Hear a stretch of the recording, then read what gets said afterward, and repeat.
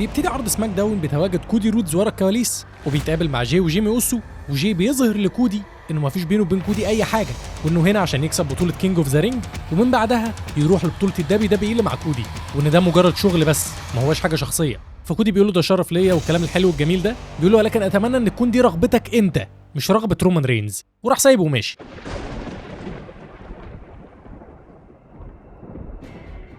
بعد شويه في الكواليس بنشوف جيمي اوسو كان بيشجع اخوه جاي وبيحمسه للمباراه بتاعته، فجاه دخل جيكوب فاتو، فبيستغربوا وبيقولوا له انت بتعمل ايه هنا يا جيكوب؟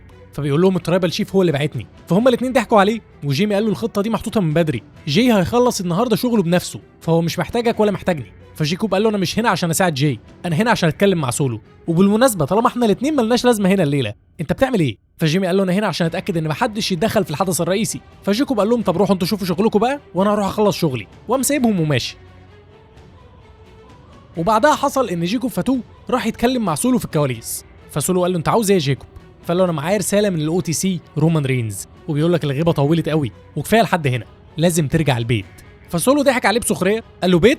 البيت ده بقى لا مؤاخذه عامل زي بيت الكلاب، وانت بقيت كلبه المطيع. انا مش فاهم ايه اللي حصل لك يا جيكوب، انت كنت قاتل، الناس كلها كانت بتخاف منك، انت كنت الذئب البشري، الراجل اللي كان قريب جدا من انه يهزم رومان رينز، ودلوقتي بقيت بتشيل شنط عنده. فجيكوب قال له انا عارف ان انت عندك حق في جزء من الكلام ده، لاني واقف هنا دلوقتي وكل اللي عملته ان جبت رساله من الترايبال شيف، لكن انت كمان عملت ايه غير انك احرجتني وذلتني وخليتني اركع زي الكلب قدام العالم كله قدام عيلتنا، وده مش اسلوب حد يتعامل بيه مع حد بيحبه زي ما انت كنت مفهمني، بس رومان رينز عايزك ترجع مش كده؟ فسولو قال له روح قول له رومان رينز ويغور في داهيه. فجيكوب قال له انا فاهم انت بتعمل كده ليه وفاهم غضبك، لكن انا خدت قراري وانا هكمل في شغلي، ولو الاو تي سي بعتني عشان ارجعك للبيت فده اللي هعمله. فسولو سكت شويه كده وبعد كده رد عليه قال له لو رومان رينز عايزني ارجع البيت يبقى خليه يجي ياخدني بنفسه.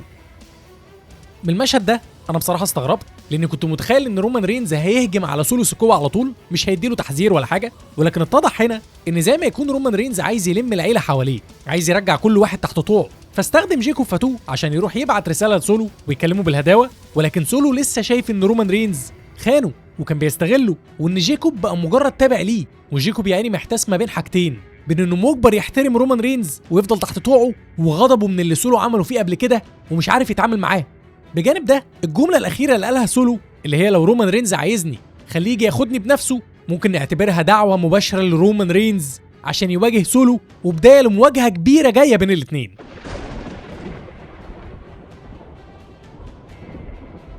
في بدايه العرض برضه بنشوف جونتر دخل عند مكتب نيك ألدس وبيبلغه ان هو هيحدد شرط للمباراه اللي هتحصل بينه وبين كودي رودز، ولكن في اخر الليله، وكان بيدي تمهيد لنيك ألدس انه لازم يوافق على الشرط ده، واتضح من كلامه ان هو هيختار حكم، وهيختار الحكم ده بنفسه لانه ما بقاش يثق في الحكام اللي نيك ألدس بيختارهم، وبما انها مباراه على البطوله وهتتلعب الاسبوع الجاي في سماك داون، فجونتر هيكون حريص جدا على انه يختار الحكم المناسب او اللي هو شايفه مناسب من وجهه نظره، فقال له هفكر وارد عليك.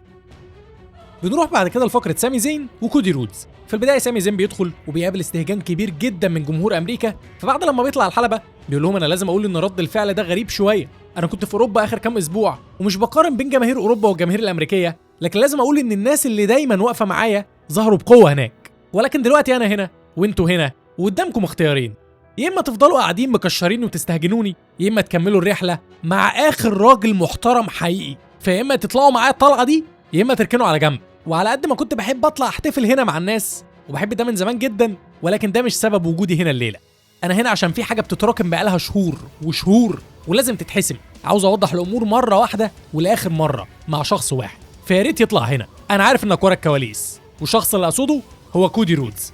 فكودي رودز بيدخل وبيرحب بالجمهور وبيقول ان المكان ده من اكتر الاماكن المفضله عنده في العالم بسبب صديقه العزيز سامي زين. فتحب نتكلم عن ايه؟ فسامي قال له ممكن تبطل الحركه دي، ممكن لحظه واحده تبطل تبقى الامريكان نايت مير وتبقى كودي رودز وبس، تبقى صاحبي، تتعامل معايا كانك صاحبي فعلا عشان نقدر نتكلم بصدق، لان واضح ان في نمط بيتكرر بقاله شهور، سلسله من سوء التفاهم، كل مره بلاقي نفسي بساعدك وفي الاخر انا اللي بدفع الثمن. تمام كودي، من اسبوعين خلتني احس اني اسوأ انسان في العالم لما جونتر كان بيخنقك وانا سبتك ومشيت، وبصراحه في الليله دي تحديدا انت كنت تستاهل ده، لكن الاسبوع اللي بعده لقيت نفسك في نفس الموقف، جونتر بيخنقك وانا عملت الصح وساعدتك، وفي الاخر الليله انتهت ازاي؟ انا مرمي على ظهري وانت واقف منتصر. الموضوع ده بيتكرر كتير، فبدات اسال نفسي هل دي مجرد صدفه عشان كده انا عاوزك تقولي الحقيقه دلوقتي. فالجمهور بدا يستهجن سامي وبداوا يشتموه.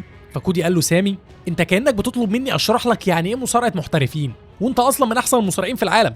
انت بتتكلم عن حوادث حصلت جوه الحلبه، دي منافسه، وبعدين عاوزني افصل شخصيه المصارع؟ افصلها ازاي؟ انت نديتني قدام العالم كله، ما اتكلمتش معايا بينك وبيني، وبعدين احنا اصلا ما كانش المفروض نبقى واقفين هنا.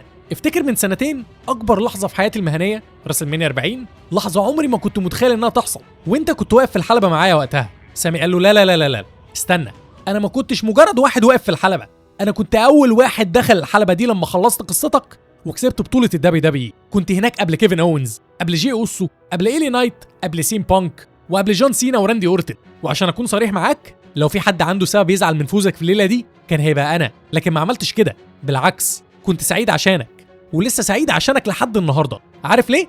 عشان انا راجل كويس. لكن كل الناس اللي ذكرتهم لك دول كام واحد منهم لسه صاحبك لحد النهارده؟ وده خلاني افكر، هل المشكله فيهم كلهم ولا المشكله فيك انت يا كودي؟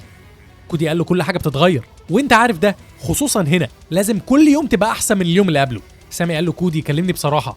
فقال له انا فعلا بتكلم بصراحه، ولما بنتكلم عن ناس زي كيفن اونز وراندي اورتون وجون سينا انا ما كنتش قادر اكون صريح معاهم بالطريقه اللي لازم اكون بيها صريح معاك. سامي قال له ده اللي بطلبه، انا واقف قدامك دلوقتي عشان تقول لي الحقيقه، قول الحقيقه مره واحده، بلاش شعارات وكلام عام. فكودي انفجر وزعق فيه، قال له عاوز الحقيقه؟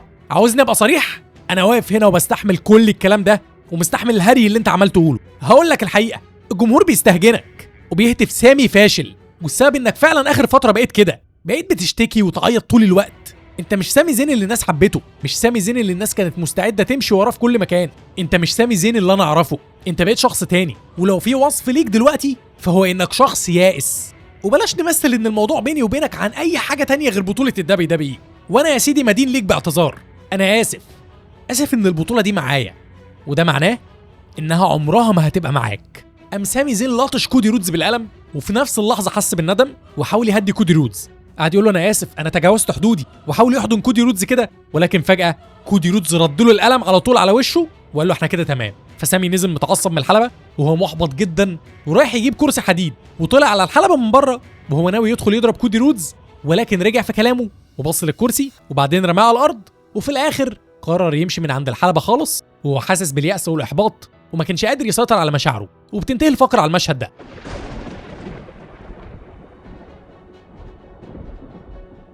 من الفقره دي بندرك ان سامي زين كان بيتكلم كبيبي فيس ولكن بعقليه شخص محبط.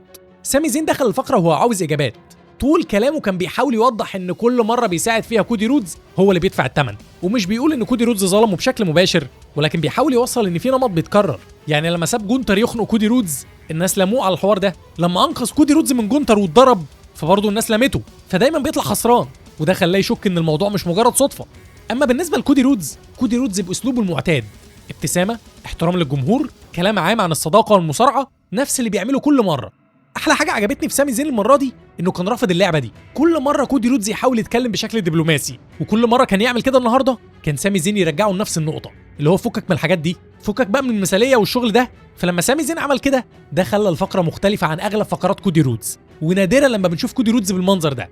لو هنذكر برضو حته ان سامي زين قال لكودي رودز انا كنت اول واحد في الحلبه لما خلصت قصتك، فسامي مش بيقصدها بالمعنى الحرفي، ولكن يقصد انه يفكر كودي رودز انه كان من اوفى الناس ليه. لذلك بعد كده فكروا باصحابه والناس اللي كانوا واقفين على الحلبه وقتها، قال له كل اصحابك دول مشيوا، ما بقوش معاك دلوقتي، مع انهم كانوا واقفين معاك وعندهم وفاء ليك زي بالظبط. فهل يا كودي المشكله فيهم ولا فيك انت؟ فالسؤال ده جه في الجون، لان فعلا كل الناس دي كانت معاه وبقت ضده. فكأن سامي زين بيقول لكودي يمكن انت السبب في كل ده. ومع كل الكلام ده بنشوف وش تاني من كودي رودز. المره دي حسيت ان كودي رودز فعلا بيتحول لشخصيه هيل. اما قال لي سامي زين في وشه الجمهور بيقول ان سامي فاشل، لانك فعلا بقيت فاشل. هو مش بس بيذكر الكلام اللي قاله الجمهور، لا ده بيأكده وشايف ان هم بيقولوا الحقيقه. ودي اول مره كودي رودز يستخدم كلام الجمهور كسلاح وبشكل سلبي. وبعدين كمل كلامه وقال له انت بتشتكي وبتعيط وانت يائس وانت عاوز البطوله وبس. والكلام ده ما كانش فيه اجابات على كلام سامي، ولكن ده كان هجوم مباشر من كودي رودز على سامي زين. بعد كده ذكر الجمله اللي جابت النهايه، اللي جت على جرح سامي زين، جمله فيها تكبر وغرور بشكل صريح. قال له انا اسف ان انا معايا البطوله، وده معناه انها عمرها ما هتبقى معاك. كودي مش بيقول له انا هكسبك ولا بيذله عشان ما عرفش ياخد البطوله قبل كده، ده بيقول له انت اصلا مش في مستوايا، طول ما البطوله دي معايا انت عمرك ما هتمسكها. وده اللي خلى سامي ينهار ويلطش كودي بالقلم. سامي زين على فكره ما كانش مستني من كودي الكلام ده، بالعكس كان مستني من كودي ان هو يفضل صاحبه، ان هو يطمنه، ان هو يثبت له عكس وجهه نظره اللي هو شافها في كودي. سامي على مدار الشهور اللي فاتت او على مدار السنين اللي فاتت شاف ان كودي رودز شخص اناني، كل اصحابه الاوفياء بيجي عليهم وقت وبيغدروا بيه. فسامي زين وصل للمرحله اللي هو خلاص على وشك ان هو يتخنق من كودي رودز بسبب ان هو كل شويه يساعده وفجاه ما يلاقيش مقابل. ولكن قبل ما يواجه كودي رودز او قبل ما يغدر بيه او قبل ما ينقلب عليه، لان هو جاب اخره منه، فحب يحذر كودي، حب يفكره بصداقتهم، حاول يتعامل معاه كصديق. كان مستني منه طبطبه مثلا، او مستني منه كلمتين كويسين بدل الوش الخشب اللي هو كان مصدره له اخر كام شهر. وارجع واقول لك ان سامي زين ما كانش عاوز يوصل للنقطه دي اصلا. لذلك بعد لما سامي زين ضرب كودي ندم في وقتها واعتذر له وحضنه، وده بيثبت لك ان سامي زين مش عاوز يتحول لشخصيه الهيل او مش عاوز يغدر بكودي رودز، ولكن كودي رودز زود الطين بله واملطشه هو كمان بالقلم. فقال له احنا كده بقينا تمام. كودي بالنسبه له الموضوع مجرد قلم، لكن الموضوع اكبر من كده بكتير بالنسبه لسامي زين. عندك بعد كده لما سامي زين نزل جاب الكرسي من تحت، كان عنده خيارين: يتحول بالكامل للشخصيه الهيل ويضرب كودي رودز، او يسيطر على نفسه ويمسك اعصابه ويمشي بهدوء. ففي النهايه رمى الكرسي ومشي، وده معناه ان لسه في وقت عشان سامي زين يفكر مع نفسه ويشوف هل هيتحول للشخصيه الهيل ولا هيكمل بيبي فيس ويحاول لمره كمان يصلح اموره مع كودي.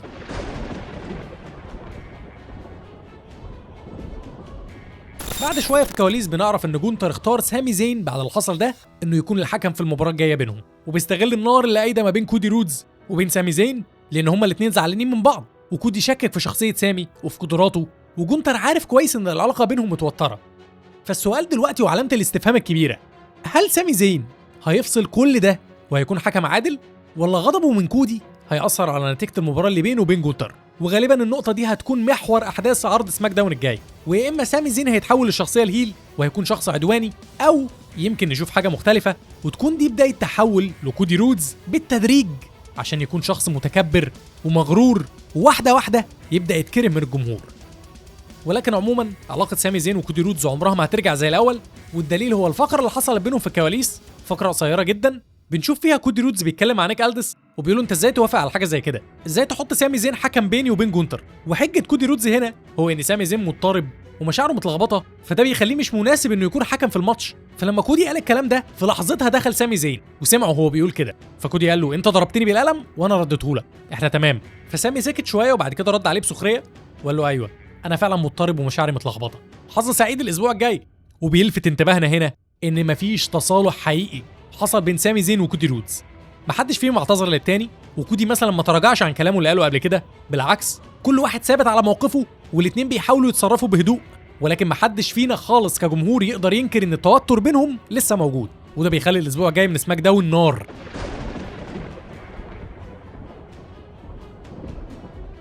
بالنسبه لماتش الحدث الرئيسي انا ما عنديش رد، ما عنديش تعليق، انا زهقت، مش قادر اتكلم تاني في نفس الحاجه اللي بتكلم فيها كل مره، مش قادر اقول نفس الرد اللي برد بيه على نفس القرار الغبي اللي بياخدوه كل مره، بس فعلا منطقي، يعني قرارات غبيه متاخده قبل القرار ده، فطبيعي ان القرار ده يتاخد. يعني عاوز ايه من عالم منتنه كسبوا لك في البطوله بعد اوبا فيمي اللي هو انضف واحد في البطوله دي اساسا، هيخلوه يتواجه مع دومينيك ميستيريو، والاسبوع اللي بعده كسبوا لك جيفون ايفنز. فانت مستني ايه بعد كل ده؟ مستني ايه؟ متوقع شيء متوقع ان جي اوسو يكسب. انا بالنسبه لي مفيش مشكله طول ما البطوله لسه ما انتهتش. الكارثه اللي بجد لو جي اوسو فعلا خد البطوله دي وبقى ملك الحلبه، ده هيبقى ضحك للصبح، لان في سيناريو في دماغي كده، يا رب يا رب ما يحصلش، اتمنى ان هو ما يحصلش فعلا.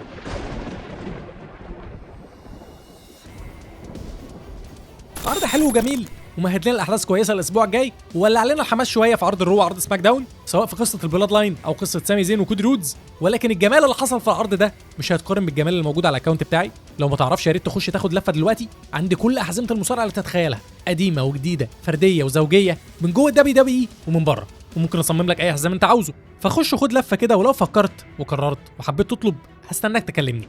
وما تنساش في القصه دي برضو صفحه الفيسبوك بتاعتنا بننزل عليها اخبار، تغطيه للعروض، كل حاجه تخص عالم المصارعه. هسيب لك اللينك في وصف الفيديو ده، ويا ريت ما تنساش اللايك، وتاكد انك مشترك في القناه وفعل الجرس على كلمه اولى وكل عشان يجي لك اشعارات القناه اول باول لما انزل اي حاجه في اي وقت. وده نهايه الكلام، لان راسل سبوت قال كده.